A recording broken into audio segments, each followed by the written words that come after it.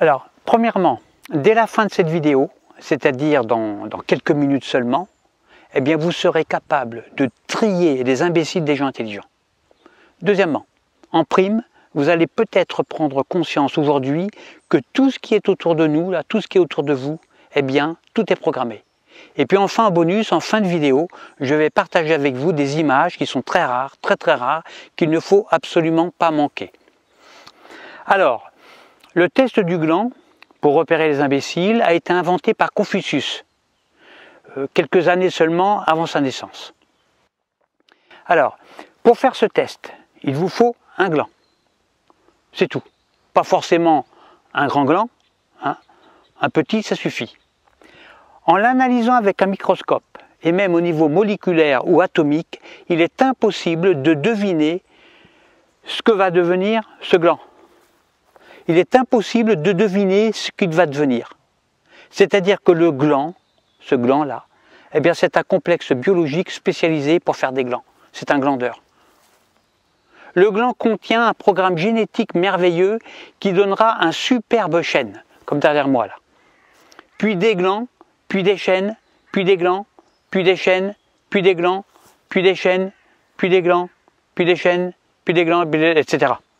Ce programme est écrit à l'intérieur de ce petit gland à la noix.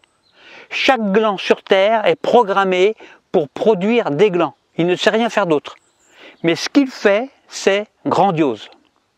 Pour repérer les cons et les gens intelligents de votre entourage, voici les conseils de Confucius. C'est très simple. Vous présentez un gland comme ça, sous le nez du candidat. Puis vous observez sa réaction et vous attendez. Alors si c'est un imbécile, eh bien sa réaction sera de déclarer haut et fort, hein, parce que les cons ont toujours une grande gueule, ça on le sait, hein. Oui bon ben c'est un gland, tu vas pas me faire chier avec ton gland, j'ai pas que ça à glander, parce qu'il va faire de l'humour à la con, hein, ça évidemment. Moi je dois assister à un match de foot, je dois regarder la télé, BFM télé, etc., regarder les infos, etc. etc. Hein, bon voilà. En revanche, si vous avez affaire à un type éveillé, sensible au mystère du monde, eh bien sa réaction sera tout à fait différente. Le type intelligent, éveillé, eh bien la vue du gland tombera aussitôt en extase, peut-être même qu'il s'évanouira. Alors, ne prévenez ni les flics, ni les pompiers, ni même une équipe de psychiatres, hein, ça ne sert à rien. C'est juste qu'il est émerveillé. Il est émerveillé par le gland. Le type éveillé hypersensible va immédiatement visionner en son fort intérieur le potentiel invraisemblable de ce gland père. Le gland père, c'est le géniteur, c'est le papa des futurs chênes, c'est le papa des millions de grains de pollen, de millions de glands, des millions de nouvelles feuilles, des feuilles mortes, des radicelles, des racines, des branches, des petites branches, enfin, c'est la folie quoi, la forme même du chêne. L'éveillé verra tout cela dans un monde fantastique, incroyablement programmé et harmonieux. En visionnant ce gland minuscule, isolé, eh bien il va l'intégrer immédiatement dans un monde de beauté où tout est lié, ordonné, programmé, où tout est un. Tout est programme. Même le sanglier, le chevreuil, la biche, le geais qui vont manger ce gland sont programmés pour le manger. Tout est programmé. Je ne vais pas aller jusqu'à dire que le type intelligent prend conscience de Dieu, parce que là, bon, évidemment, ça va aller trop loin, et puis ça risque même de tomber sous le coup de la loi. Moi, ma vidéo peut être censurée. Puisque quand on est croyant, aujourd'hui, on est forcément facho, raciste, antisémite, extrémiste, je ne sais plus quoi encore, hein, intégriste, terroriste, homophobe, sexiste, et puis toute la panoplie. Hein. Puis d'ailleurs, même les athées sont des fachos, hein, attention. Hein.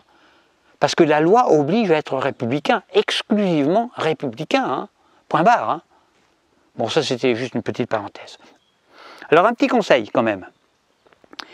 Quand vous présentez votre gland à la personne, au candidat, il se peut que la personne testée soit tellement sensible qu'elle perde connaissance. Et pour l'éternité. Donc, par prudence, présentez-lui votre gland de façon progressive. Pas tout d'un coup, hein, pas comme une brute, évidemment. Alors si c'est un imbécile, évidemment, là, il n'y a pas de problème. Hein. Mais si c'est un émotif, très intelligent, très éveillé, eh bien, vous risqueriez d'être poursuivi pour meurtre. Vous êtes prévenu. Le test du gland de Confucius peut se faire aussi, bien sûr, avec des noisettes, avec des pépins, avec un chaton, avec un œuf, même avec un bébé humain ou une chenille. Hein, l'idée, c'est que tout est programme, tout est programme. Chaque être vivant, et probablement la nature et l'univers tout entier, sont des programmes dont on ne connaît pas les codes. Alors maintenant, comme promis, voici le bonus, qui est une scène filmée cette semaine, alors que je cherchais des champignons. Ah, vous voyez, tout est coulmel là derrière. Hein. Alors ouvrez bien les yeux. Le champignon, c'est une coulmelle. C'est un programme qui produit des coulmelles. La couleuvre, c'est un programme qui produit des couleuvres. La limace est aussi un programme qui produit des limaces. L'insecte, sur la gauche, c'est un programme qui produit des insectes. Le même insecte. C'est le programme génétique de la couleuvre qui la contraint à mordre mon bâton. Elle cherche en fait à survivre pour transmettre son programme à ses petits, son programme génétique. Limaces, couleuvres, insectes et champignons sont 4 programmes différents en totale osmose. Mais pas seulement, parce que moi aussi je suis un programme. Mon épouse qui filme également est un programme. Vous qui regardez la vidéo, vous êtes aussi un programme. La couleuvre se glisse le long de la coulmelle. Elle se faufile et se fond dans une infinité de programmes tels que les feuilles mortes, les herbes, les fougères, les champignons, le vent, les couleurs, les formes, les ombres, les sons, la lumière, les odeurs, l'humus, la terre, les planètes, les galaxies, l'univers. Ce foisonnement de programmes qui s'étalent sous nos yeux sont probablement les facettes d'un seul programme, d'un immense programme dont nous ne connaissons pas encore le sens ultime et sacré. Donc la prochaine fois que vous verrez un gland, s'il vous plaît, respectez-le. Parce qu'un gland, ce n'est pas qu'un gland. Un gland, c'est beaucoup plus qu'un gland. Beaucoup plus. Regardez. Beaucoup plus que ça.